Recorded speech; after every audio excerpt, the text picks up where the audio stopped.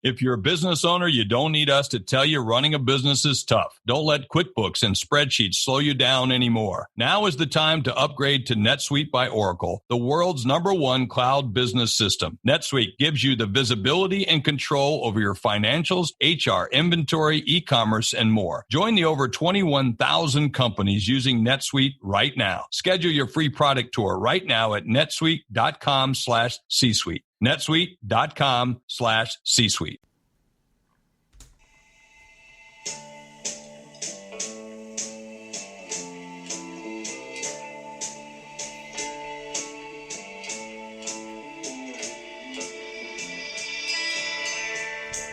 Welcome to the Superhero Homies podcast. My name is Quentin, and as always, I'm here with the homie Kevin. Hey, guys and gals, good evening. It's another wonderful night to be with the Superhero Homies. Yeah, or day, you know. I suppose, yeah.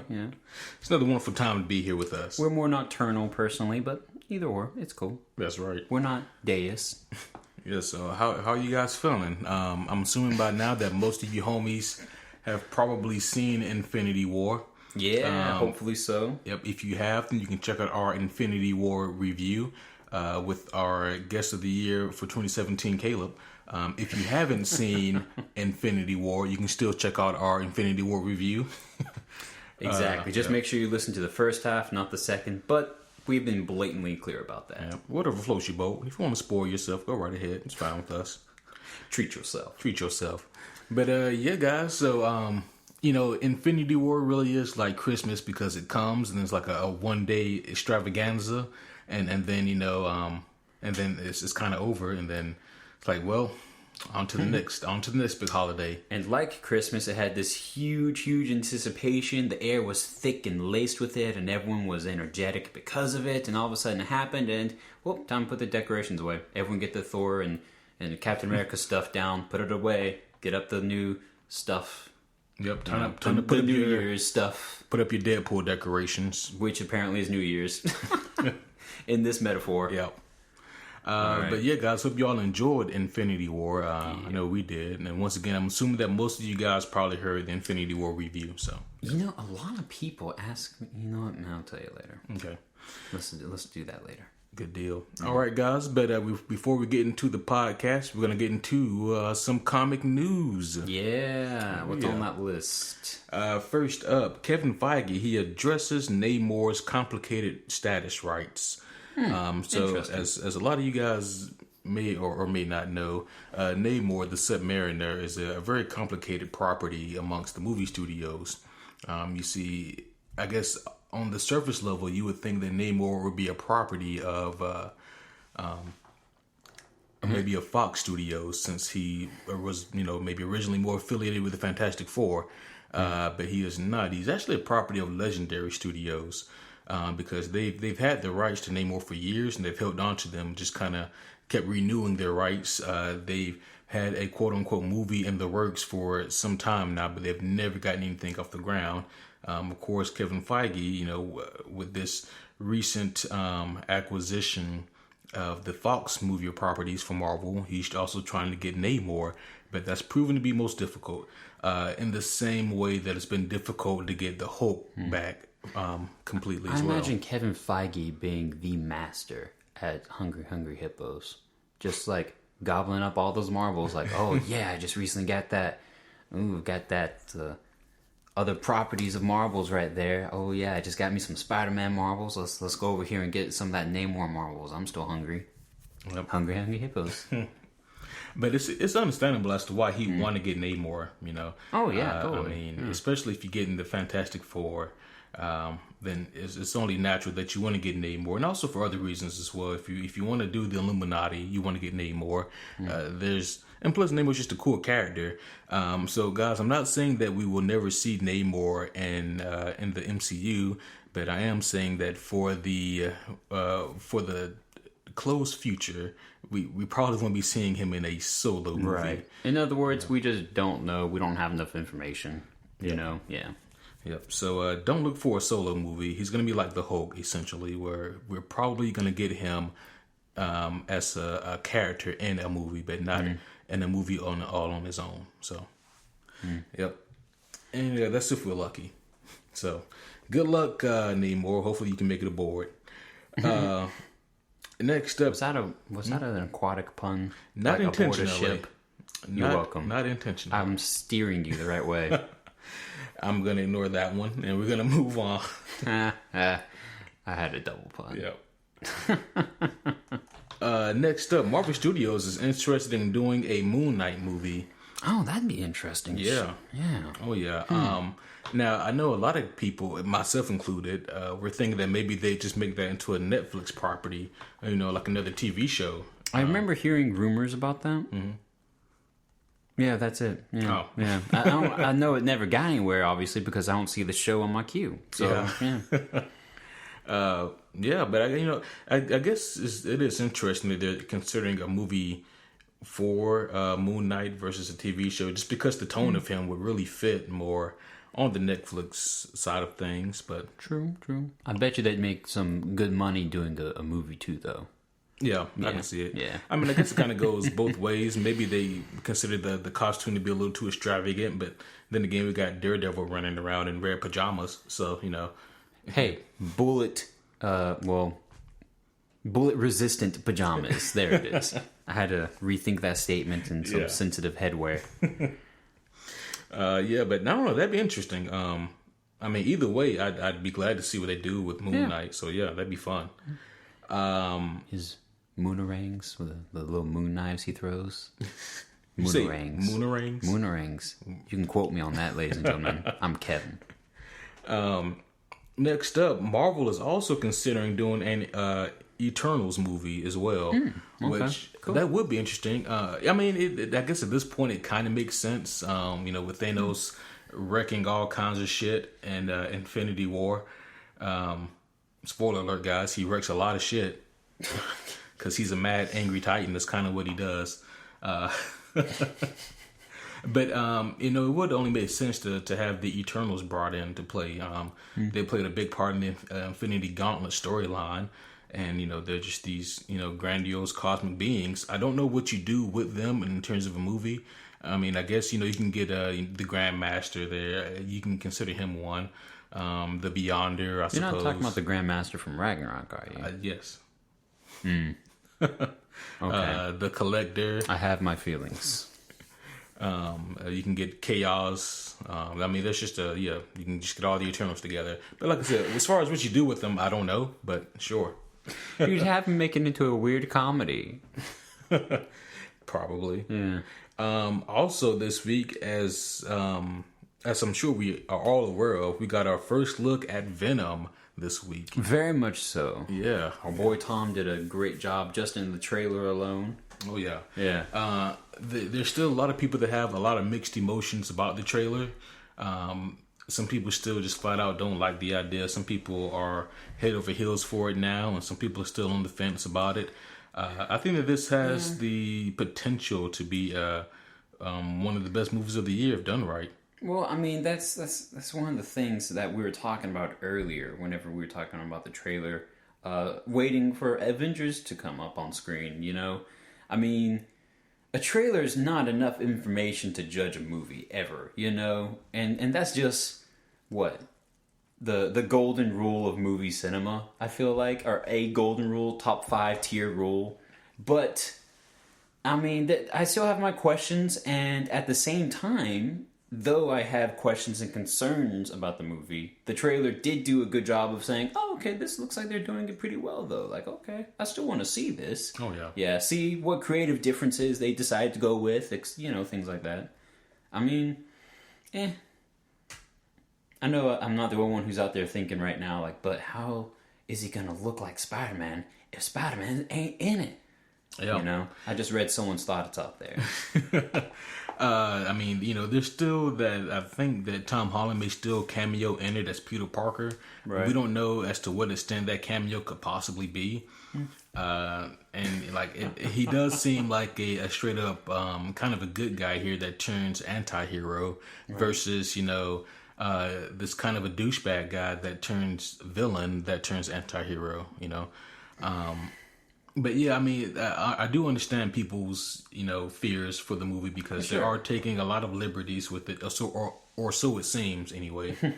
I mean, there are a lot of liberties being taken, but I mean, it's a comic book movie. All we can hope is that they can, try to be true to the character of Eddie Brock and try to be true to the character of Venom, and hope that they can give us like a really fun and cool spectacle of Venom. I mean, the actual Venom symbiote on Eddie looks amazing. Oh yeah, it really does. Yeah.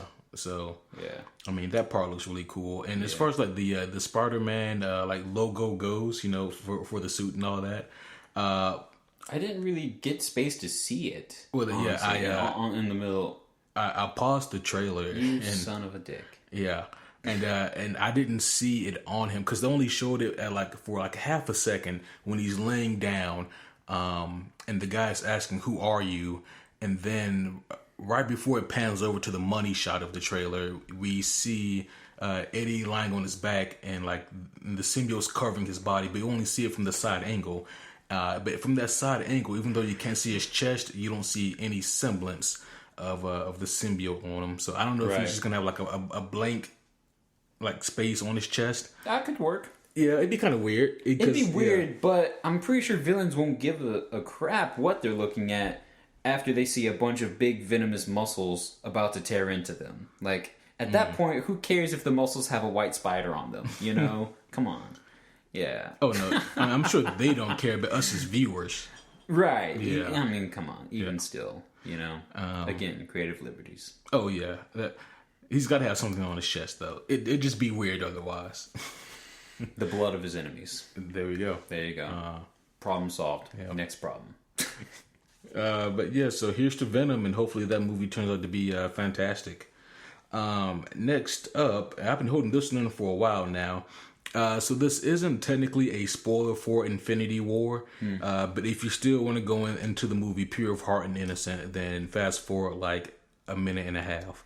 That's not enough time. Yep, just fast forward at random then. Yep.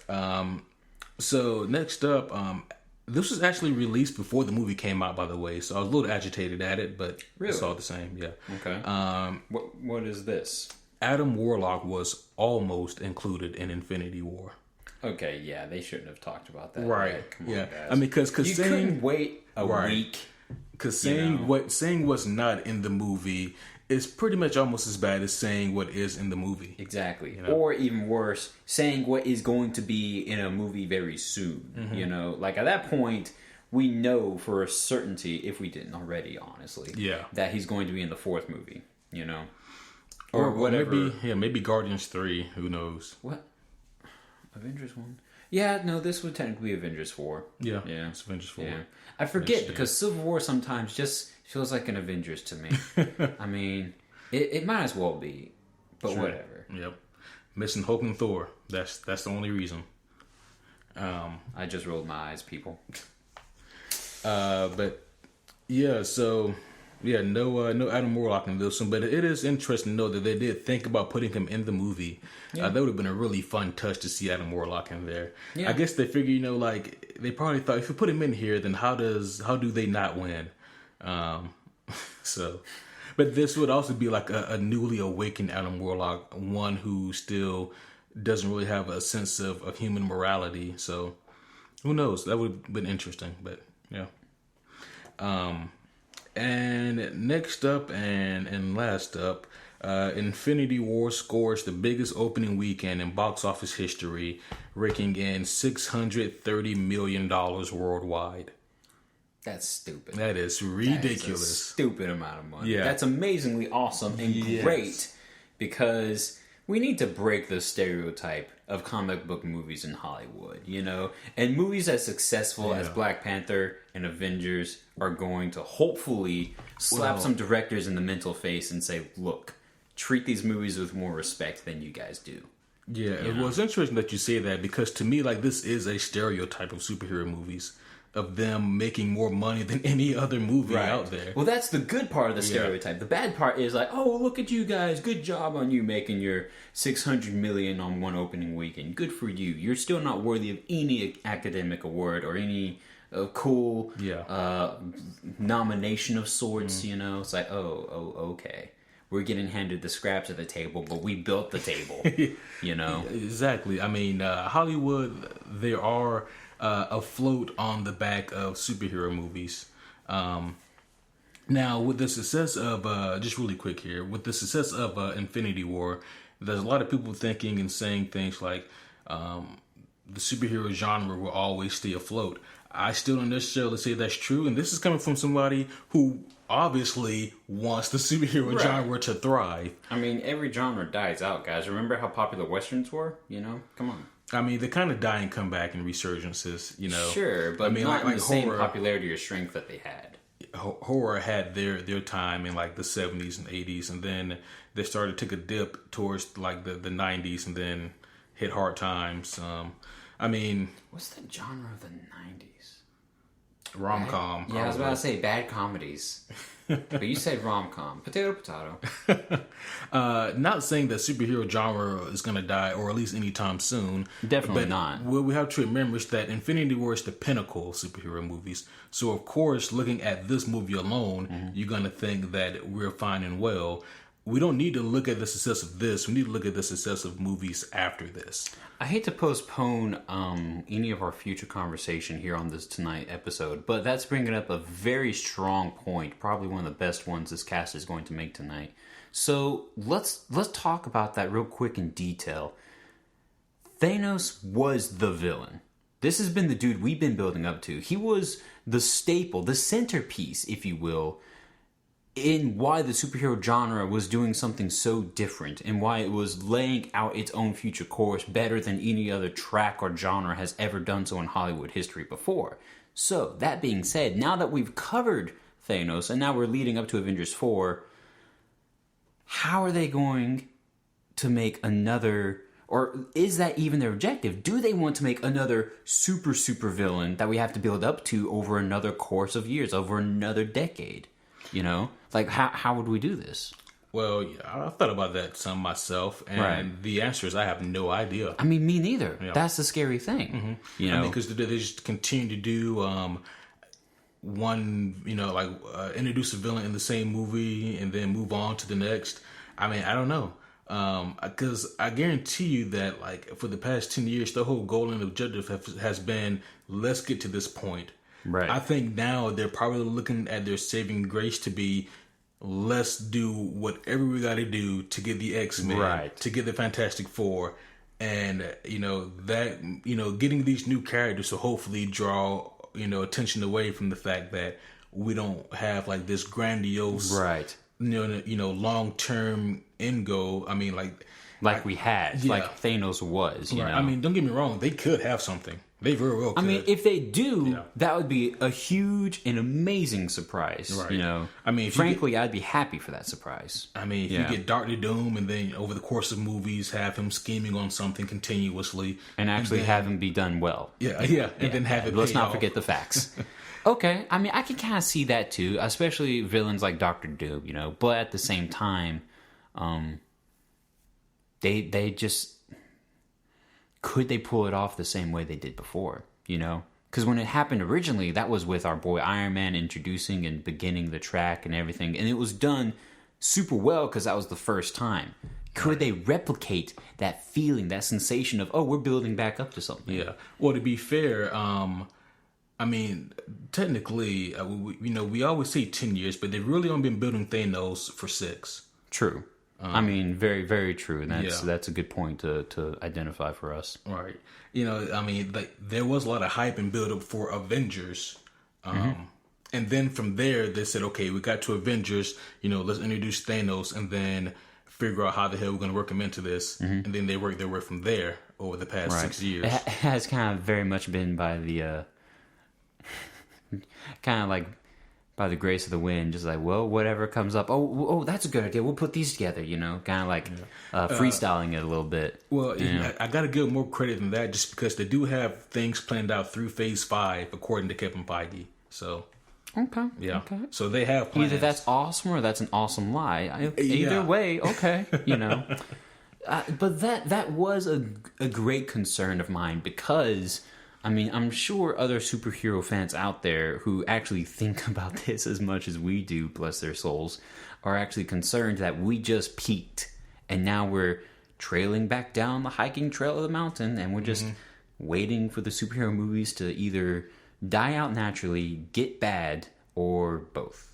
You know? Right. So, but at this point, it sounds like there's a lot more fuel in the tank. There We'll is. grade that fuel and see if it's good or bad in the future here. Don't get us wrong, folks. But I definitely wanted to call attention to that because we covered a milestone. And I don't know if we're done running or not. To be fair, we're not done with the Pinnacle because the Pinnacle ends with Avengers 4. I mean, that's true. Yeah, but, I mean, it's been highlighted. We are at the peak, and we are, you know, we're looking around, and we staked our flag, and we're just like, hey, we're here. Look at this view. Oh, that's the way down, I guess. Yep. I love my metaphors tonight. I'm glad My you imagery tonight. You don't? do, what? You don't? I mean, you know. You heard what I said. What? Let's move on. Yeah, let's move on, guys. So we're going to move on to the comic question of the week. Oh, yeah. Yeah, that's right. I did ask that in the middle of the beginning parts here. We haven't even got to the subject. Yeah. Well, what's the question? Hell yeah. Yeah. So before we get to the comic question of the week, it is important that we highlight, due to unforeseen technical difficulties and circumstances, we were not able to get access to Batman Ninja. So We couldn't for rent your... I love how you're trying to make it sound so technical. And it's just like, we just couldn't rent it, guys. So for your listening pleasure, this fine day or evening, we will be covering and reviewing Teen Titans: The Judas Contract, based off the very highly acclaimed graphic novel of the same name. I say all that because the question of the week ties into this. Of course. Yep, of course.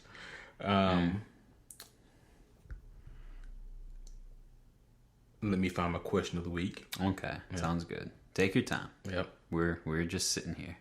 Everyone's sitting there listening to the radios, just waiting for quitting. Here we go. Here we go. Are you ready? Nope. Am I ever? Come on.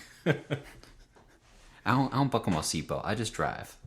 Well, that is your fault.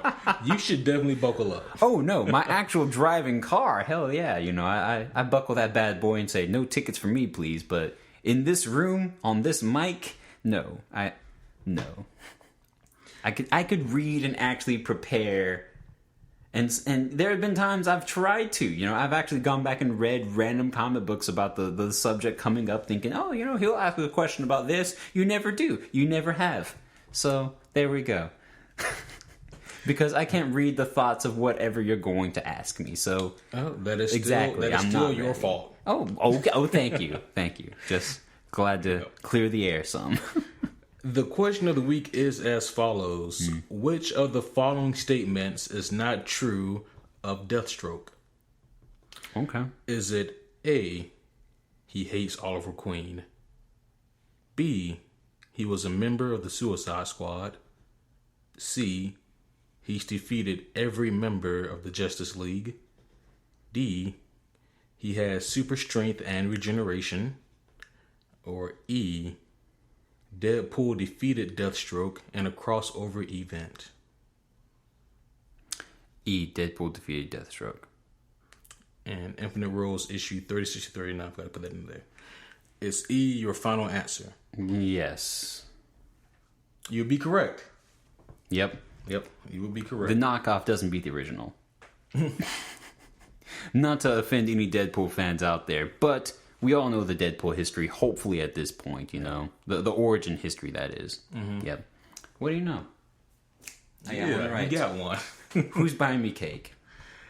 You have to get 5 correct in a row to get a cake. Listeners, I need you to buy me a cake. Someone out there, please, a cake. Preferably not whipped cream frosting. I hate that stuff. The buttercream, the bad for me frosting, please. All right. Yay. Yep. Woo. Yep, you got one correct, Kevin. There has actually never been a crossover event between Deadpool and Deathstroke. Right.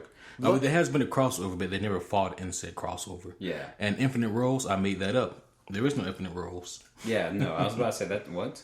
I mean, there's that can be easily misconstrued because there's Crisis on Infinite Earths. There's with DC, you have to remember the keyword Final Crisis. Crisis. Yep, and there's and then from the Marvel side of things, it's definitely Infinite. Exactly. So Yeah.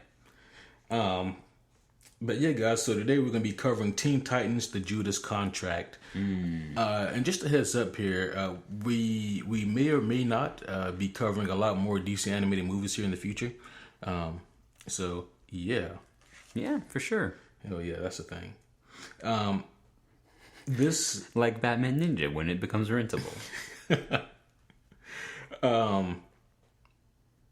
It's got to be, but I guess you can. I guess you can only. How could you not have rented that? Well, I think you can only buy it digital right now. Yeah, I mean that's the options we saw too. But anyway, so fortunately, I own Judas Contract. Yep, and a bevy of others. So it wasn't like we were at a loss. No, we quickly had a fallback plan B. Yep.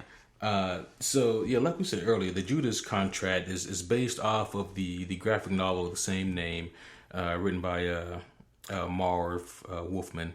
This is a really highly acclaimed graphic novel because it really does give us a lot of information about the origin even of Deathstroke, and it's also a lot of people don't know is that graphic novel is also the birth of Nightwing. And yeah, it really reveals a lot of information to us about why Deathstroke is such a multifaceted character versus why he isn't, this one-sided, just assassin killing fool. And so yeah, that's really one reason why I had to get this movie as soon as it came out. Honestly, I haven't read the Judas Contract since middle school, 8th grade, I think, actually. So it's been a long time, but this has been one that stuck with me because it's just a damn good read. But yeah, so getting into this movie here, there's a couple things that at the end I have some ratings on that kind of culminated in my ultimate score. So just so you guys can get a heads up when we get there, I graded this movie on the voice work, the animation, the plot, and the action. Okay. Cool. Yeah. But so let's go ahead and give a rundown here of the movie. So the movie picks up with 5 years ago. We get the OG Teen Titans. They're in like Robin's little Robin buggy mobile. Yeah. and Beast Boy has just discovered Twitter. Because I guess that's gonna make sense. 5 years ago. Sure. Yeah. It did a good job of setting the past feeling. It did. Look at that. They're just discovering Twitter. Or what he keep calling Tweeter. Yeah, Tweeter. Yeah. For copyright reasons, I'm sure. But yeah, the OG team consisted of Dick Grayson as Robin, Speedy, Kid Flash, Beast Boy, and Bumblebee. That was the OG team. And they're riding along, and as Beast Boy is discovering Twitter, whatever you want to call it. Sure. They see, of course, this freaking alien fight. There's a bunch of ugly aliens beating up one hot one, and they do what any red-blooded American male would do, and they help the hot one. Yep. They did even pull over to the side because they're driving this dune buggy, which did look like something from the Gorillaz if you're a fan of their music. And they stop and go, "So who's the bad guy here?" A minute later, "Let's go help her." And I don't remember who cracked the joke, but one of them was like, "And it has nothing to do with the fact that she's hot." Right. Absolutely not. They called themselves on it. Right. I think it was either Kid Flash or Speedy that made that remark. I think it was Kid Flash. Yeah. It was a fun remark though, because they're not hiding the fact that this is what we're doing, and this is blatantly why we're doing it. Yeah. And, it doesn't help that evil creatures look evil. You know what I mean? Like they're like crocodile lizards. They're I don't remember what they were, but they were bad. Yeah, I'm not sure what they were. They weren't parademons, but they could have passed for them. And the animation specifically had their eyebrows pointed down in a little furrow, okay? So they had the angry emoji on their faces. That's classic villainy right there. Yeah. They were only missing, the handlebar mustache and, the goatee or something. Yeah. I believe that's more vaudevillain, but yeah. Oh, good reference. I hope someone out there got that. Yep. But yeah, so they open. Oh yeah, this portal opens up and they're able to save this new alien female friend of theirs, and as all the other aliens are sucked away as they swiftly beat the shit out of these other poor alien creatures. Thankfully, the alien that they did save turned out to be a good one. It was Corey, aka Starfire. She plants one right on Dick Grayson, man, and you can basically see the excitement come from this young man from certain areas. That might have even been his first kiss. Who knows? Could have been, Yeah. Who knows? At least in the narration of this movie. Yeah, could have been. Well, that's also a thing. I'm not sure how old Dick Grayson is supposed to be here. Thinking about how old he is when he becomes Nightwing. Yeah, he's probably, I don't know, 16 here. Yeah. But, thankfully, they save Corey, and of course she's Starfire, who becomes a staple member of the Teen Titans and one of their best members. And so this whole opening scene here was really just a setup here, so to let us know where she's coming from and how she ends up here with the Teen Titans. What I liked about this opening is that they didn't waste any time. It opens right up, and then they introduce this integral member, and almost a deep way they set up one of the staple points of this movie, which is almost feeling like an outsider but finding a family amongst other places. Yeah, that was definitely part of the theme. Yeah, the overarching narrative. And they set that up from the beginning here, introducing Corey. What you think of the opening? It wasn't bad. I mean, it did get straight to the point, I thought it was interesting that they specifically chose the old school team, which, was a very cool, shout out and whatnot. It did a few things. Like you said, it established the theme. It established the insta connection between our girl Starfire and our boy Dick. Yep. Okay. That's it. Yeah. I mean, yeah. And then we go to current day, and we see the Teen Titans. They're infiltrating a Hive facility, and as they're infiltrating this facility, each member specifically gets a time to shine, and it's a really cool scene here that we get in this fight scene. Who are the members currently? We get Starfire, Raven, Terra, Beast Boy, Blue Beetle, and as an addition, we get Nightwing here. Wow. And Nightwing. His introduction. Yeah. Well, he's, for the sake of the movie, no. Like he's been. They're led to believe that They've established that he's been Nightwing for some time. Yes. Yep. Yeah.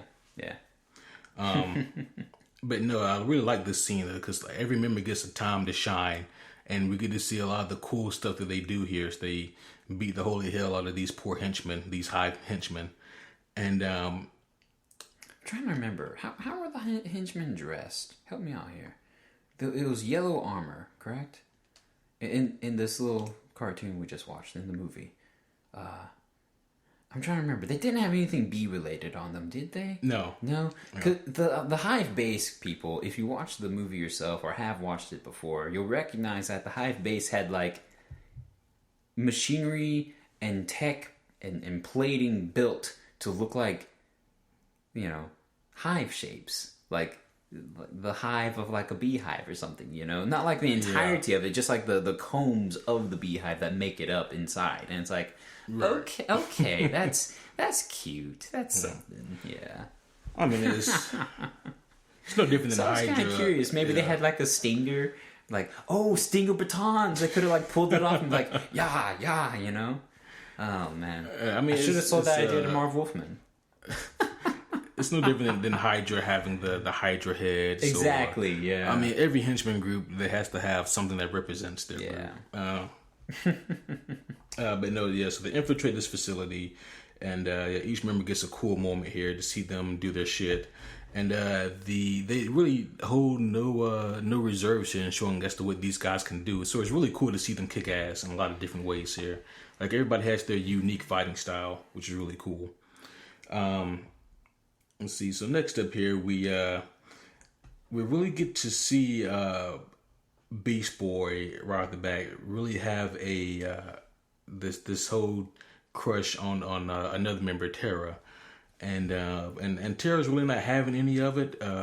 But Beast Boy is, and he's trying hard, man. He's shooting his shot, but he's missing. Yeah, but he is also being chauvinistic. So it's like, oh, okay, Beast Boy. Yeah. He's being classic him. Yeah, yes. Beast Boy's being Beast Boy here. Trying his best, but not really knowing exactly what to do or how to get to where he wants to be here with this, with this relationship that he wants to blossom. And then we get our first glimpse at Brother Blood and at the Hive, or at Hive at like the headquarters. We also see Mother Mayhem for the first time in this movie as well, and it's interesting seeing them here also for the first time throughout this movie. Kind of getting to know a little bit about what they're trying to do here. They don't outright tell us at first. They just kind of give like little hints and drop, little hints as to what they're trying to do here. So the dialogue here is basically, it's not them giving us, blatant exposition. It's them talking as if these characters had been discussing this for some while. So I appreciate that, them not being so, them not thinking that the audience is so blunt that we need to get the plot as to the evil plan right up front. Yeah. Yeah. They don't have to spoon feed us. Right. Yeah. Sure. Okay. Yeah. So we get Beast Boy, Jaime, and with Blue Beetle here, Jaime, I have only ever read his name in comics, and I've just always called him Jamie. Oh yeah. Always. Yeah. But then they're actually saying his name in the movie, and then you hear him do like the Spanish Jaime. Yeah. Mm-hmm. Yeah. Yeah. But so we get Beast Boy, Jaime, and Terra. They go to a soup kitchen. It was Jaime's idea because he's really trying to reach out to the community. Apparently, he realized that his family's doing something similar in their neighborhood. He really can't be with his family right now, with his mom and his dad, and I think he has like a younger sister or something, a younger sibling. He really can't be with them right now because of the scarab on his back, the alien scarab. Kind of prevents that from happening. If the scarab don't like you, then it just doesn't like you. So, yeah. But no, he's trying to help out here, and this is where the movie kind of goes into a different direction of showing us a little bit more of the Titans' individual personalities. And so we see that Jaime here is really trying to branch out and trying to help out the community some. Terra, she has a weird flashback when she looks at this old lady, and we see a glimpse of Terra's childhood, and it was not nice. Yeah. Yeah. It's not super revealing, but at the time you can tell it's something that shook her. Yeah. Shook her pretty bad. And she's not having any of it, so she bolts. So I think at this point, really, the movie really is telling us a lot more about these characters and more about like where they came from and maybe what they're like when they're not superheroing, or even their baggage to a point, because we do see the emotional trauma. Like it is a burden for Jaime to understand that the Bug despises his dad. Yeah. The Bug is like a bad girlfriend. It's just like, I hate your father. Well, too bad. He's a part of my life. He's going to be here for the long run, Bug. Not that anyone's ex-girlfriend should ever be named Bug. Yeah. or Scarab. Or Scarab. Yep. Let's see. But maybe Beetle. Yep. So next thing we get here is Blood here, Brother Blood. He's using experiments on this person here. There are like 5 other people, and then there's one person standing in the middle, and there's this machine that I guess drained the life force from these other people went into this one singular person. Yeah. But those were just average citizens. It's just random kidnapped folks like, hey, guess what? You won the negative lottery. Come with us. Basically. Yeah. You were on the street at this time of day? Well, congratulations. Get in the van. That's right. Your role at life was a natural one. So yeah, you that is a complete failure, sir. Ooh, too bad. Yeah, Sorry, too you got to bad. go out the back door. But basically, this one guy he absorbs all the power from these other guys that were being used as experiments, and then one of the hive henchmen, hits him with the crowbar, and the crowbar like bends against him, and then he Brother Blood sees it and is like, okay, this is good. The machine works. By the way, the other 5 people died in the process. Yeah, it literally took life force, not just energy or something. You know, no, it took the life out of them. And then he gives the high sign to Mother Mayhem, and Mother Mayhem shoots the guy in the head. Bada bing, bada boom. Yeah, which was interesting to me because I even called it out on the couch. Like, Yeah. wait, Q, he could take a crowbar, but the bullet. Yep. I guess maybe it didn't penetrate. It just penetrated the skull enough. I don't know. Like he could endure the crowbar, no problem, no sweat, no moving, but the bullet. I don't know. Yeah. Let's move on. No, let's stay here for a second because Let's stay here. Yeah, okay. If we want to, what's up? he did not die. What, he didn't? No. I went back and rewatched some scenes just to get some more information on the movie for the podcast, and there is a post-credit scene. He lives. What? Yeah. We did. Oh shit, dude! You never told me. I didn't know there was a post-credit scene. We didn't watch that together. What happened in the post-credit scene? So the post-credit scene, after like all the destruction that goes on, we see this like almost this hand first, and then we pan out into the rest of the body, and this guy he begins to move a little bit, and then we see that it's the same guy from earlier. Yeah. And now also what they tricked me. They marveled the movie. They said here's the movie, but here's one of the most pivotal clues in the entire movie right here, leading us up to a potential sequel or cameo or something. Dadgummit. And see, also what I didn't know, because I had to see what this guy was. So going through the credits, I realized as I was rewinding, going back through the credits to see who that guy was. I must have missed his name, or they didn't say it, but his name is Jericho, and Jericho is the second son of Deathstroke, the one that didn't die. And so that was really interesting because I don't think that Deathstroke even knew in this movie that his son was an experiment. I don't think they ever told him that. But yeah, so for those of you who are up on your Deathstroke history, you know that Deathstroke. His family was attacked by this other foreign assassin, so that Deathstroke would give up information. Deathstroke did not give up information, and the assassin slit the son's throat. And Deathstroke was able to take out the assassin and save his son, but his son's vocal cords were severed. That son went on to become Jericho. Now Jericho is he's also a metahuman. I think he got his metahuman powers from Deathstroke. Like the experiments that were performed on Deathstroke, a lot of those powers were latent in Deathstroke. So in other words, it became a genetic thing. Yeah, cool. And then it became a part of Jericho. And now Jericho's power is that he can, if he looks you in the eye, then he can possess you. And so it's a pretty nifty power that he has. And at one point, he even became a member of the Teen Titans. So it's really interesting to see that they included him in this movie in this capacity, and that he's also still alive and kicking in this animated universe.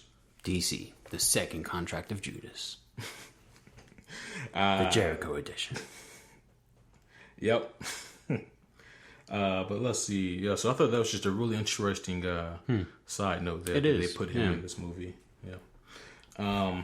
It's also interesting to know that DC would pull one over on you. All right.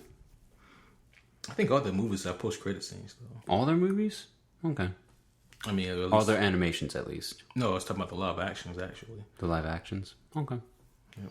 Justice League, Wonder Woman, I think Suicide Squad. Anyways, Oh, yeah. Let's see here.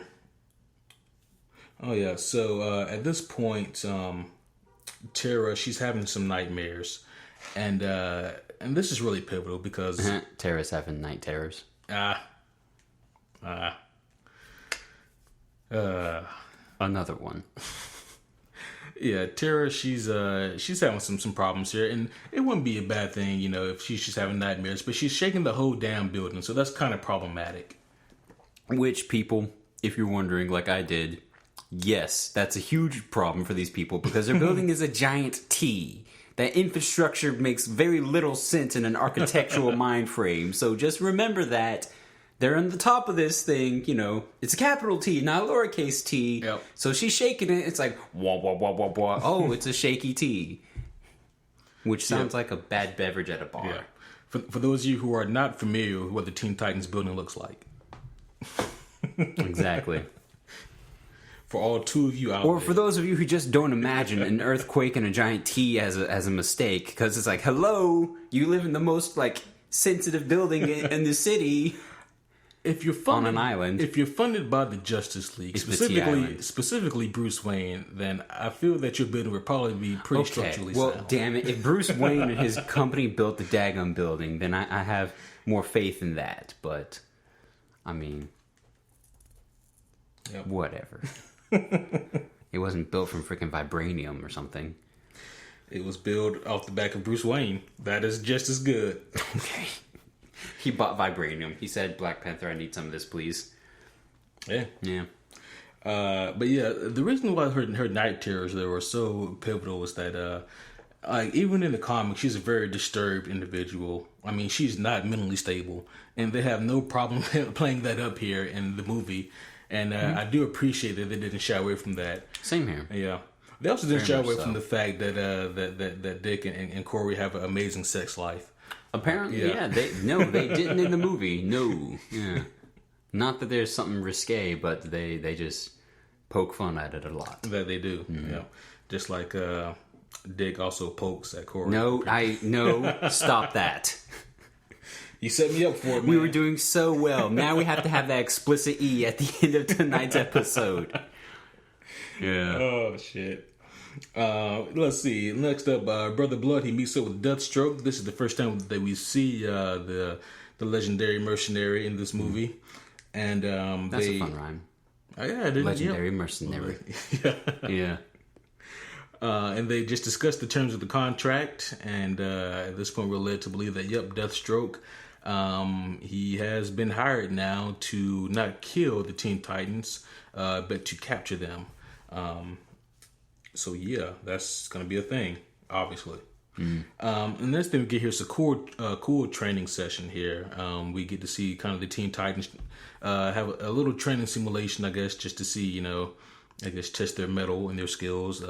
Is Starfire and Dick Grayson first that go at it. Starfire gets the upper hand. I do agree with the outcome, but not the reasoning. Dick Grayson's he's not one of the best hand-to-hand combatants, but his agility is like bar none. And the fact that he was out agilitied did not sit well with me. Then I think next up it was Raven and Blue Beetle.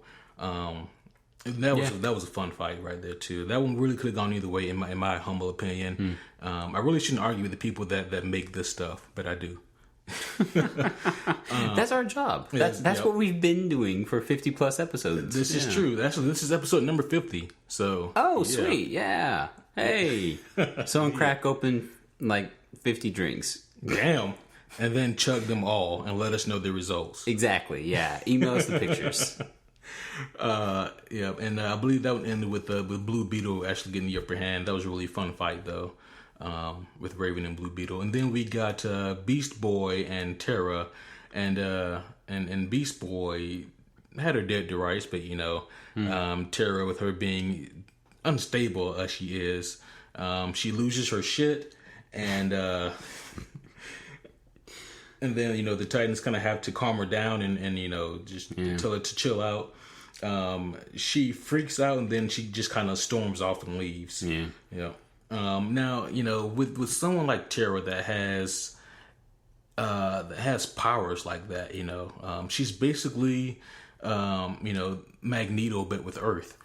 That is pretty damn powerful. You know what I mean? If you could find a way to amplify her powers, she could hold the world hostage. Yeah, she really could. I mean, she was kind of aware of it in the movie too. Like they hinted at it, like, please, not like I could take this base on by myself. You know? So it's interesting watching someone with so much power be so mentally unstable. Kind of like a Bob Richards relation, but nowhere near the same level. You know, Robert Reynolds. You knew who I said. That's what I said. I was like, that's a car dealership. I was like, are you calling him crazy? Maybe he is. You'd be crazy to not buy a car from Bob Richards. Free advertising, accidental. But no, you're right. Thank you, Richard. Robert Reynolds. Whatever the freak, the Century. Okay, people, I'm talking about the Century. Effed in the head, super powerful. There it is. Whatever his real name is, Richard. No, say it again. Robert Reynolds. Why do I keep thinking Richard? I don't know. I literally keep thinking Richard. Robert Reynolds. Yep. Okay. Yep. That's the alliteration. Yeah. Robert Reynolds. There okay. There it is. You had cool. the Bob part, right? Because he does go by Bob sometimes. Right. Bob Reynolds. Damn it. Bob Reynolds. There you go. I need to write this down somewhere. Yep. Randomly in my DC animation notes here, Bob Reynolds, Century. But yeah, same relation there essentially, where it's like superpower, super unstable, whereas she is very powerful and very, very unstable at the same time. Like there's a huge sensitivity there. Yeah, and that is a good comparison because, you know, like even with Sentry back in the new Avengers run, the one that came out, you know, about a decade or so ago. The not new Avengers run. Yeah. The current new Avengers one is Jonathan Hickman. The older one was his name's Brian Michael Bendis. Yeah, and Brian Michael Bendis' run on Avengers, he did do a really good job with writing Sentry, because he did have Sentry as this unstable type character that was really more like a gun that you pointed and then fired. And he even had Iron Man as like that catalyst for the person that was, you know, kind of trying to reel him in and who's trying to aim the gun, trying to control him. And which was interesting because at this point our boy Robert Reynolds didn't even really comprehend his full powers at this point. Does he ever? I guess. Well, he didn't comprehend. He was so powerful that he made himself and everyone else forget about him, and that's intense power. Yeah, that's a useful power. Yeah, but you know, it's also interesting. Speaking of Sentry, though, how Iron Man, who is for the most part this force of good, you know, try to control the Sentry, and then after the events of the Secret Invasion, Norman Osborn stepping in to fill the role of the S.H.I.E.L.D. headmaster, taking the Sentry, and then also using him for his own methods as well. And it's kind of the same thing here that we get with Terra that we're going to talk about here soon. How, you know, she, the Titans are trying to use her, you know, not trying to use her, but trying to help her. Right. Include her. Right. And trying to help that instability become a little bit more stable. She's as unstable as the earth she controls. Man, I'm on a roll tonight. What's that, pun number 4? I lost track. I'm going to say it's pun number 4. Yep. Keep going. I'm going to think of some more. Please don't. You're going to have to rename this podcast the Judas Pun. Oh, Jesus. No, not Jesus, Judas. Number 5. That one was on me. That one was number 5. Anyways, so once Terra loses her control, she storms off, and she's being trapped by Damian Wayne because, you know, Damian don't trust nobody. And, you know, Damian's just trying to look in and check in on her, because Damian is also really blunt. You know, Damian's the character that's going to tell you like it is, you know. He's the son of Bruce Wayne. Of course he's going to be blunt. Yeah. Oh, yeah. Which is honestly refreshing in the movie at this point, you know. Because Starfire and her endless optimism sometimes can be... In the movie, it definitely wasn't eye-rolling, but in her appearances in the past, for me, it's been like, oh, this is fun, and other times, okay, this is eye-rolling. Yeah. Well, I mean, if you're referring to like the Teen Titans show, like even the cool one that came out back when we were kids. Right, the good one. Yeah, the good one, yeah. You know, even that one we know was had to be handed up a little bit at times, just so it could be, I guess, more kid-friendly. Yeah. But yeah, no, so here, Damon, he's tracking her down, and of course, she knows that Damian's tracking her, because even as good as Damian is, you know, being trained by the League of Assassins and Batman, she's able to, you know, feel the vibrations of his footsteps. and that really gives you like a sense of the scope of Tara's power. Yeah. Like she really does have like some immense powers. And also when she wants to, it also shows us that she can have some type of control over it as well. Yeah. I mean, she uses the daggum thing as an elevator, and she doesn't squash a warehouse, Yeah. Yeah. Mm-hmm. To lift herself up and say, oh, well, I'm not moving, the earth is moving. And, oh, guess what? Hey, I'm here on top of a roof now. Next up, we get one of my favorite scenes in the movie. Deathstroke appears out of nowhere and starts attacking Damian, and it's a really cool fight here. What's really unique about these DC animated movies is that they are all interconnected. So, like, for example, the Judas Contract is a direct sequel to the Justice League versus Teen Titans.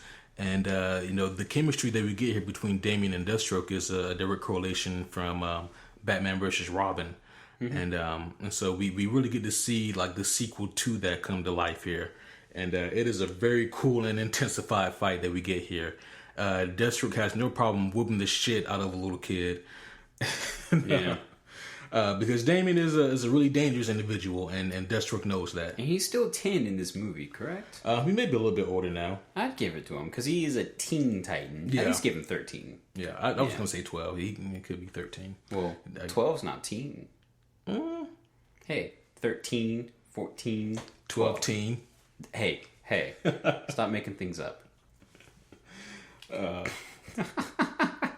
never make things up. Stop making...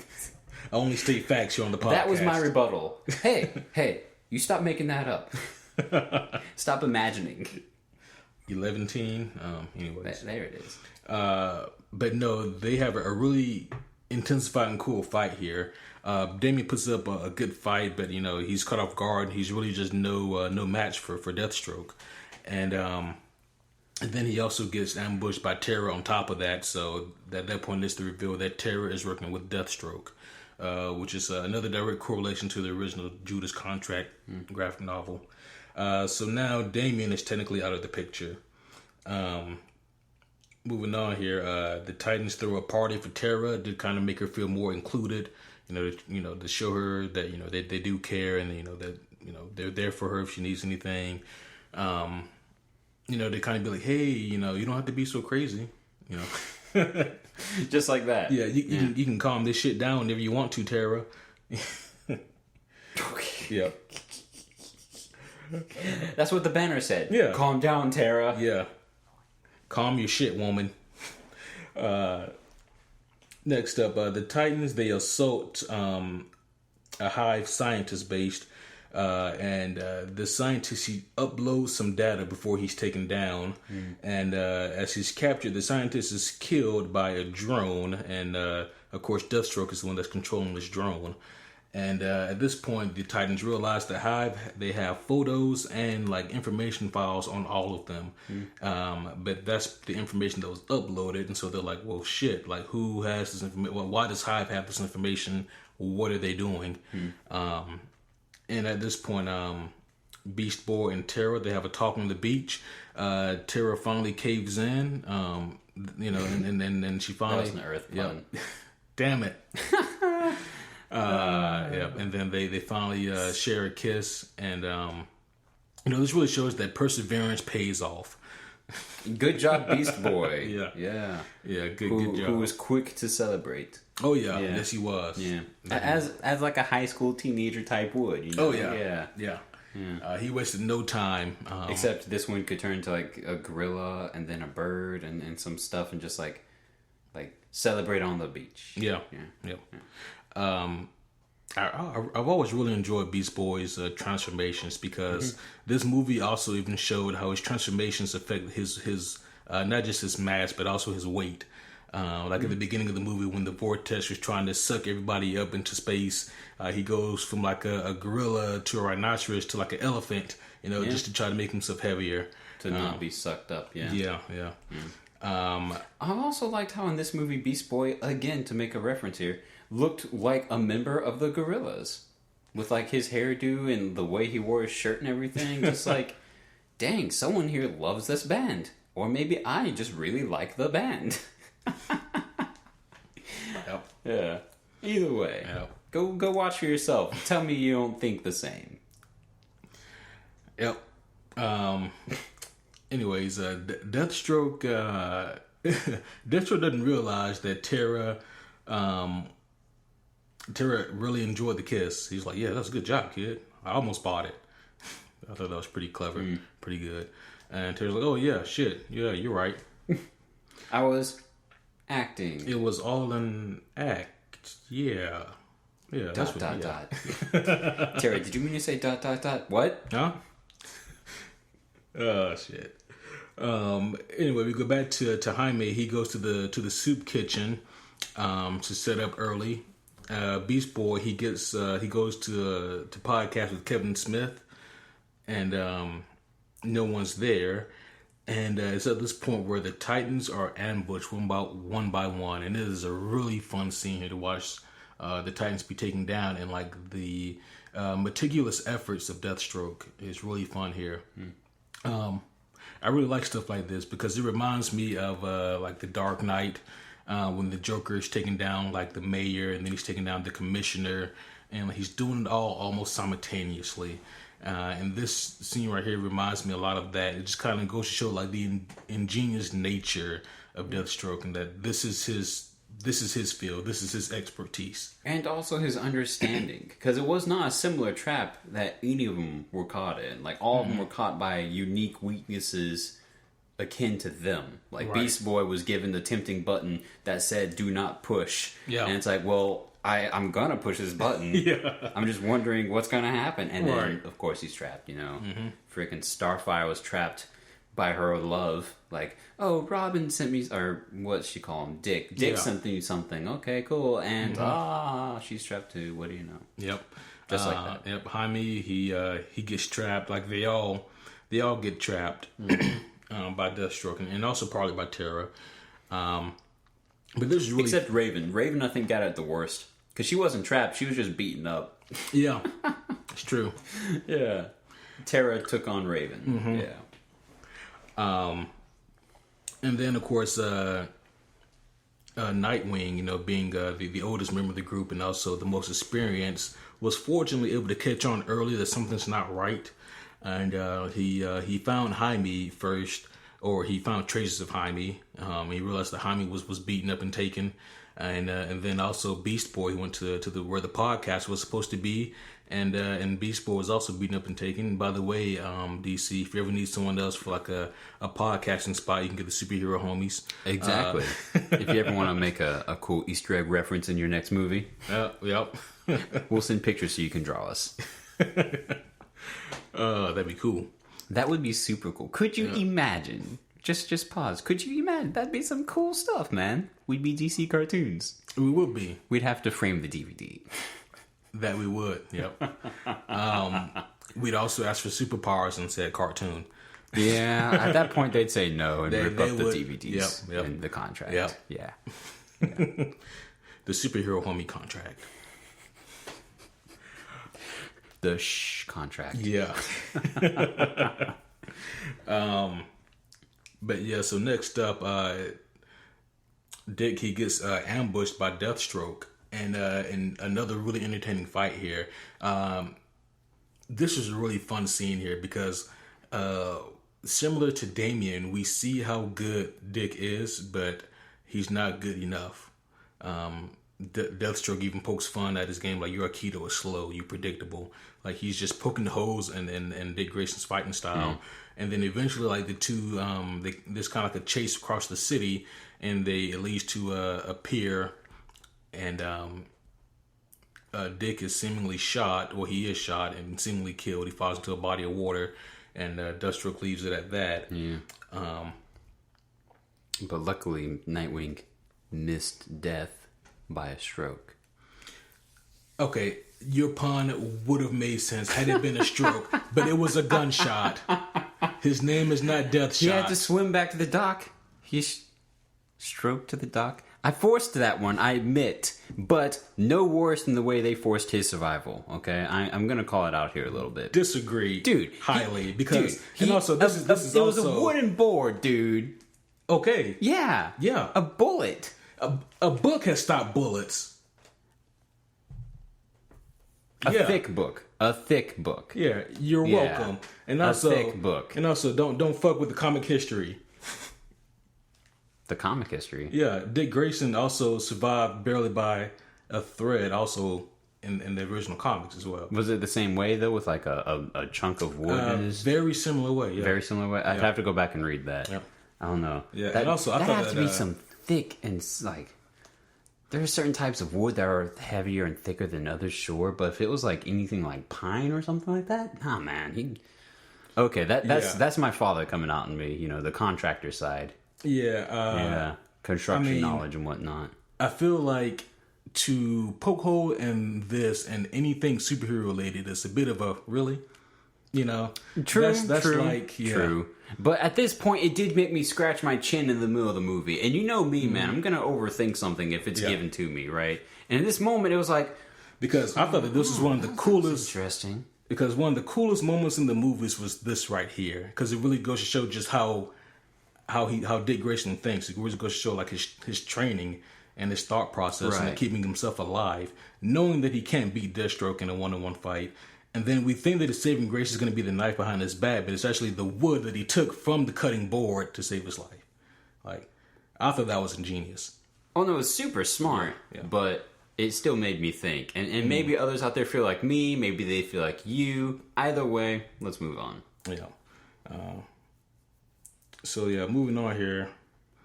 Deathstroke, he reveals, or he goes to the captured Titans and he kind of taunts them for a second, and then he reveals to the Titans that Tara has been working with him. She steps up from the shadows, and dun dun dun, she has been working with Slade this whole time.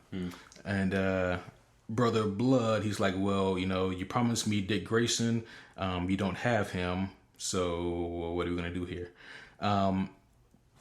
Now, it's been so long since I read Judas Contract, but in the original graphic novel for Judas Contract, Deathstroke also did not bring in Robin. He did not bring in Dick Grayson. Okay. And he may have, I think, turned in Terror. It was either Terror or Jericho at this point. Okay. Yeah. Interesting. Yeah, either way, it would have still fit the bill of the name of the movie. Yeah, either or way, the comic. Yeah. Either way, still fits the premise here. But yeah, he's like, oh yeah, you're right. Here's Tara. And Tara, she couldn't believe it. But she's taken down by Mother Mayhem with that damn Trent gun. And Mother Mayhem loves shooting people. She really does. That's the only reason she's Mayhem. Yeah. Yep. Otherwise, she just looks like an evil nun. But no, I mean, give her the gun, and it's like, oh, never mind. Yep. Never mind. Seemingly killing Jericho. Yeah. Tricking innocent watchers like me. Next up, so Deathstroke, he gives Terror to the Hive to fulfill his contract. Nightwing comes in for the save, to save the Titans as their powers are being absorbed by Brother Blood. He does save the Titans, but he does not stop Brother Blood from becoming this evil, hulking monstrosity that has like godlike powers almost at this point. Right. Literally an amalgam of the entire force of Teen Titans. Yeah, all of them. I mean, like, that's almost overkill at this point. Yeah, you got Raven, you got freaking Beast Boy stuff. You know, Damien, strategy and mindset type stuff. You know, Starfire bullshit. Well, and you got Blue Beetle in there as well. Oh, exactly. Because you know, heaven forbid you miss out on technical stuff when you have psychic and power stuff and animal stuff. Yeah. That's a lot of stuff. That's a lot. Yeah, so Brother Blood becomes he becomes a hell of a villain. I wrote it down, actually, the joke I made in the middle of the movie. Big Bad Blood Brother Bastard. That was my name for him. Literally one of my favorite alliterations. Damn. Yep. I remember that now. Yep. So Nightwing, he comes in for the save, and he's able to rescue the Titans. And at this point, the team kind of gets split up. It becomes Nightwing and Robin against Deathstroke. And it's a really fun fight here because we've seen now that both of these Titans individually try to fight Deathstroke and fail. But, you know, then you think, well, together they definitely stand a whole lot of a better chance of taking down Deathstroke. And so I thought that was a really cool, not really a callback, but a really cool payoff to see like, okay, we can't do it by ourselves, but now let's give this shit a try. I just imagined Batman hiding up above in the rafters, like watching down, like, make me proud, boys. Come on, you can do it. Yeah. I'm not helping you today. Yeah, I'm not jumping in, but You don't know I'm even here. yeah. No one knows I'm here. I'm Batman. Oh man. And then the other Titans, they're all fighting Brother Blood. And at this point, neither team is doing all that great. Like Deathstroke, he's still just, one step ahead of Damian and Dick. And the other Titans fighting Brother Blood, I mean, he's just kicking ass, man. Like they're trying their best, but not a whole lot they can do until Terra attacks. Terra, she comes in and she is full of piss and vinegar. Yep. She is raging out hardcore. And, at this point, Deathstroke's like, oh, shit. Literally. Yeah. Quite literally. That was verbatim. Yeah, that was actually verbatim. Yeah. Yeah. I didn't make it up this time. Like, that's verbatim. Yeah. Yeah. And, Terra, she attacks Deathstroke. And at this point, the Titans, they're actually able to bring down Brother Blood, mostly thanks to Raven, releasing a little bit of power from her dad, Trigon, and the little jewel in her forehead. Yeah. And that actually gives them what they need to take down Brother Blood. Terra literally brings the house down. And we don't see what comes of Deathstroke. But the rest of the Titans, besides Terra, they narrowly make their escape. And the next thing we get here is the Beast Boy podcast. He does actually get that podcast with Kevin Smith. Woo. And during the podcast, they bring up a couple things like, for one thing, he brings up like how the Titans doing now. What's it like being a Titan, and Beast Boy, he really brings it home, like for the whole theme of the movie, which is basically they all have their character flaws, and we see all their character flaws throughout this movie.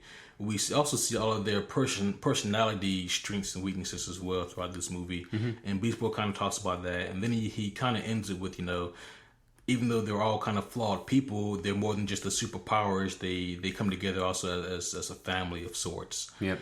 And, once again, kind of emphasizing and tying into a nice, pretty ribbon the theme that the movie was going for. Yeah. And then Kevin Smith, he mentions the new girl, which is Wonder Girl. I can't believe I forgot that name. Yeah, Wonder Girl. Yeah. We just see a one-shot cameo of her, which, okay. Yeah. Fun. Yeah, she was in the original Judas Contract book. Okay. I think it was her instead of... maybe instead of Raven. I think so. Well, dang, they just reamped the entire ending fight then. Yeah. But yeah, and then Kevin Smith goes, "Oh yeah, so it's the new girl. She's here to replace Terra," and then that kind of hits home a little bit with Beast Boy, and this is where things really kind of go different from the source material. So. Here is revealed that Beast Boy, he goes back and he finds her body, which he does in the graphic novel. But here she's still alive. So they did kill her in the comic. Oh yeah, she died in the comic. Yeah. Was it the same manner? Kind of like that kamikaze angry bring down the house. Yeah. She raged out hardcore in the story too. Okay. Yeah. And that was kind of like the last ditch effort on her part to end everything. The Blood of Blood, the Evil Nun Sister Mayhem. Yeah. That's her whole name now. I love that. Evil Nun Sister Mayhem. I'm writing that down too. Yeah, everybody. Yeah, and that was her last ditch effort just to bring down everything. I mean, just to release her rage on everything. Because even in the end, it's implied that she's still unstable. Yeah. That she still didn't have her shit together. Yeah. I didn't catch what you said earlier. This was her last what effort? Ditch effort. Her last ditch effort. That's another Earth reference.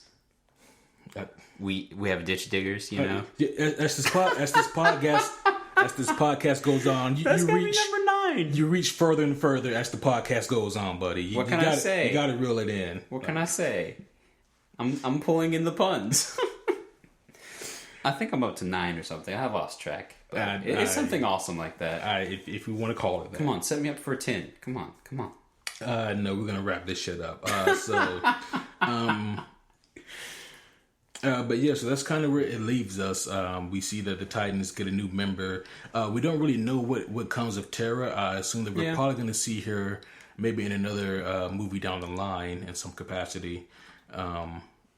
Wonder what her mental state would be, if she'd be like a good person or a bad person. Probably more messed up, because we didn't really divert. We didn't talk about it a lot here, did we? Where we talked about how she kind of had, and I even asked you about it in the middle of the movie, she kind of had like a little bit of a Stockholm syndrome. Like, Slade wasn't exactly her kidnapper, but that is essentially what he ended up doing. Like, he took her in a kidnapping sense. Right, he wouldn't let her go out certain places. He'd tell her exactly what to do, tell her that everyone was against her. He kind of brainwashed her in that typical Stockholm syndrome fashion. Yeah, and thus she kind of fell for him, and you see that in the movie a little bit too. And luckily, they don't sit on that too hard or anything. But I'm glad that they did, because it was also a thing in the graphic novel. Right. So I'm really glad that they didn't shy away from that. Right. They didn't need to ignore it. Yeah, it'd be disingenuous of them to not reference it in some capacity. Yeah. But no, they definitely talk about that a fair bit, and so all of a sudden, now that she's still alive in movie version, and she knows that her relationship with Slade was just a big old fat lie. Yeah. I can only wonder, do we need to see her in a psychiatric ward? An Earth-proof psychiatric ward? Right. So that'd be in space. She'd be in space. There's asteroids and stuff in space. Oh, true. Yeah. Oh, that's... I don't know then. She needs to be unconscious. We need to drug her. There it is. There it is. You do like Magneto, and you put her in a plastic prison. True. As long as she can't sense Earth that far down, because there's still Earth underneath everything, So, little column A, little column B. Yeah. But yeah, so I guess overall here, going through like some of the scoring notes here, the voice work is always a really important thing for an animated movie. I mean, it's really important for, of course, all movies, but specifically for animated movies. Right. And they really do have a good, strong voice casting here. A lot of these guys, most of these actors have voiced properties previously. As a matter of fact, Miguel Ferrer, the guy who voiced Deathstroke, he was in a previous DC animated movie where he voiced Martian Manhunter, and he actually passed away shortly before the movie came out. That's unfortunate, yeah. Yep, so technically he did this, what do they call that, posthumously. Yeah. So he wasn't actually alive for the post-production and the finish of this movie. This was actually his last performance, and I thought he did a really good job as Deathstroke. I really enjoyed the gravelly voice and how he maintained his composure while also getting upset at certain times. Like that takes real talent to do in my book. Yeah. And I thought that the Titans overall were really well voiced. Like all their voices were distinct and matched their personalities. Very much so. They did choose great talent to match the individual, and that's just true without, I mean, you hear it in the movie, right? Yeah. Mm-hmm. So overall, I'll give the voice work a 9 out of 10. I thought the voice work was really solid, really strong. The animation's up next.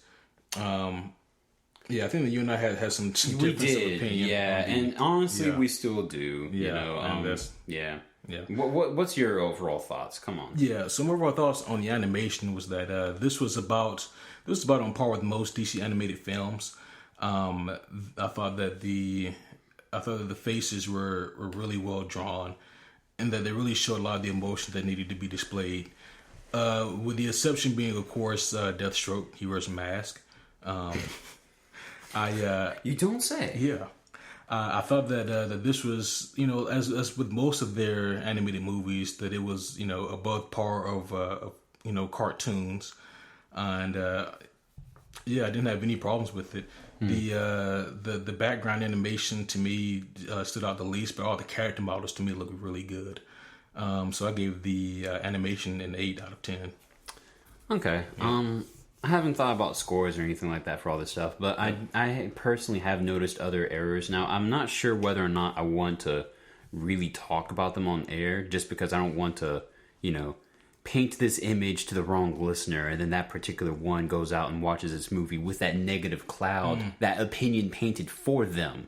So all of a sudden, they don't get their own honest opinion. They just hear mine or something in the background. But, I mean, long story short, without calling out deliberate examples, there were just a few moments where I noticed, like, okay, that wasn't very clean. Oh, I could see, like, post work going wonky here, because the character drawing and everything was fantastic. Q was right about that. Like, everyone had a distinctive figure and they kept to it well, and you didn't see bloopers like you would in old school 90s and 80s cartoons. Yeah, definitely above par, like Q was saying, again agreeing with him, to that of some of the stuff that we're given today and said, hey, here's a cartoon show.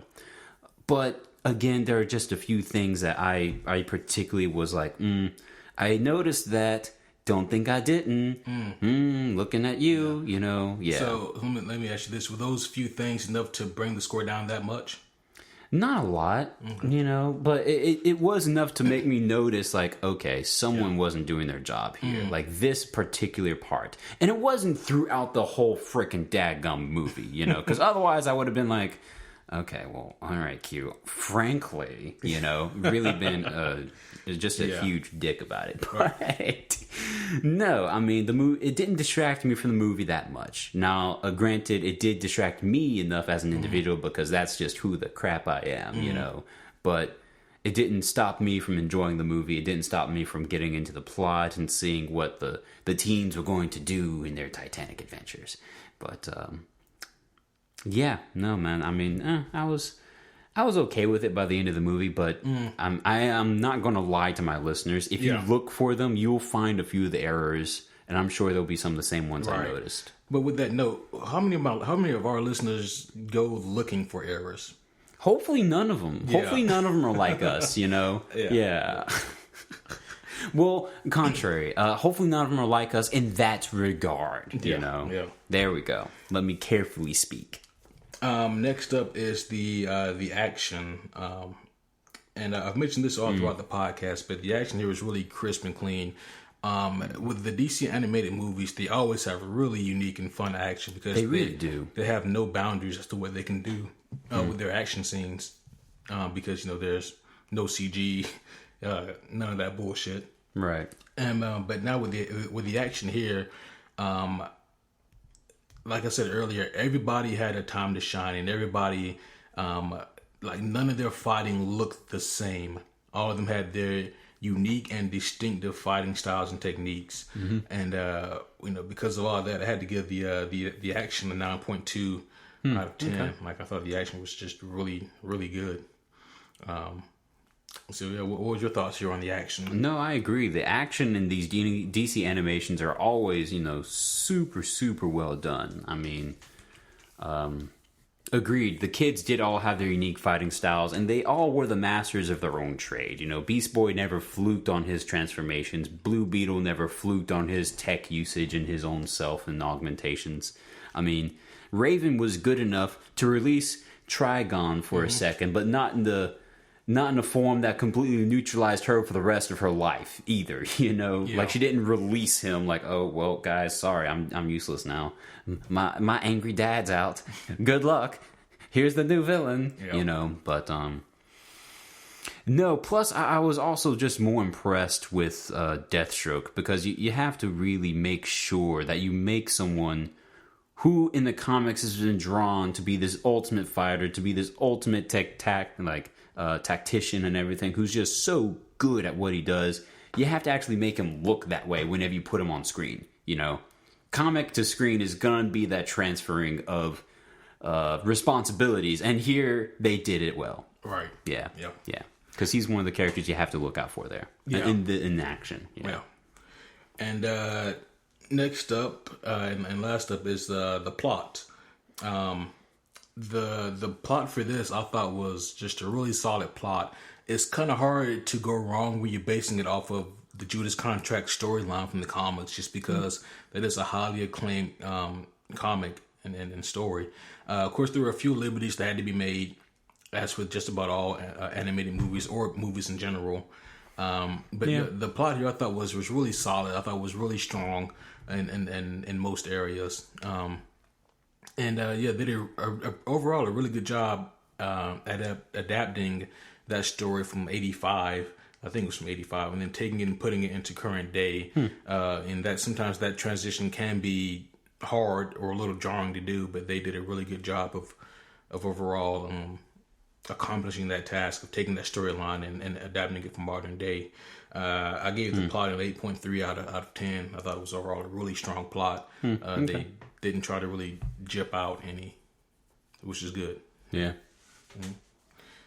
Cool. Yep. Overall, my scoring for this movie was an 8.7 out of 10. I thought it was a really good animated movie. They did a really solid job of adapting that classic storyline from modern day.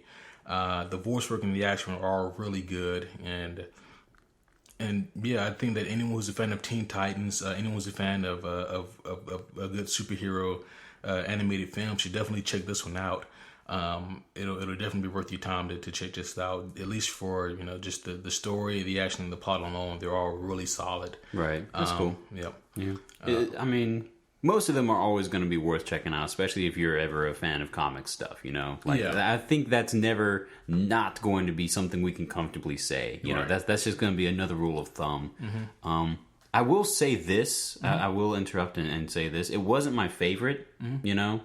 If we watched it again, they'd be like, yeah, okay, I'd be down for that. Yeah. But it wouldn't be like, oh, yeah, dude, we got to do that. We got to watch that tonight. No, it was good. But in my mind, it didn't fit that par of like, oh, man, let's watch, Arkham Asylum or something cool like that. Or Assault on Arkham? Yeah, thank you. That's the one, yeah. Gotcha. But, those are my thoughts. Yeah. Definitely. No, that's fine. Well, of course it's fine. Hell yeah. I mean, it could not be fine. Well, I don't need permission for it to be fine. Oh shit! But no, guys. That's our review and our take on Judas Contract. Yeah. Hope you guys enjoy that. Hope you guys enjoy the movie, or at least make some time to watch it if you haven't seen it yet. Put it in your lineup for something for your other DC animated movies. Let's see. This coming Wednesday, we will be reviewing the classic X-Men graphic novel "God Loves, Man Kills." That is a really classic graphic novel. I really enjoyed it a lot for a lot of what it tries to tell us about society. And I know a lot of X-Men comics have the tendency to kind of retread the same type threads over and over again, but this one was like the OG. And I really appreciate what this one did for the X-Men moving forward. And I kind of took a break from like the cosmic threats and all that, and it really gave us a more grounded story. So look forward to that one coming this Wednesday. We'll be covering that. Also, guys, look out for our Patreon page as well. We're continuously uploading data onto that as well. Very much so. What were the 2 episodes we were going to be working on next, Q? We're going to be working next on Rick and Morty. We're going to be uploading information or uploading episodes for that will have information on it. And that's safe to say, Q. Yeah, there's going to be information in the podcast about Rick and Morty. What do you know? Yeah. And also the Big Lebowski, the cult classic from I think '98. Yep. That's another one that we're going to cover, and we're looking forward to covering that one because neither of us have ever seen that one. I know, right? So it's gonna be fun covering a cult classic that we actually haven't seen. Yeah. And of course, as of now, we currently have on our Patreon only page the review of God of War, the latest video game for PS4. Yep. And also our review of A Quiet Place, the John Krasinski thriller horror flick that came out not too long ago. Oh, yeah. And guys, so we're going to be constantly uploading new material onto our Patreon page. If you go to Patreon, if you go to Patreon and just search Superhero Homies, you'll find our stuff. We have all of our superhero homie stuff that you get for free on there, and also our Patreon only stuff. Yeah. And it's only $3 a month, guys. So for just $3 a month, you guys can get all of our material. And if you haven't noticed, actually, we've also been trying to keep categories in mind here. We have one new movie, one cult classic. We have ourselves also a video game, and soon a TV series.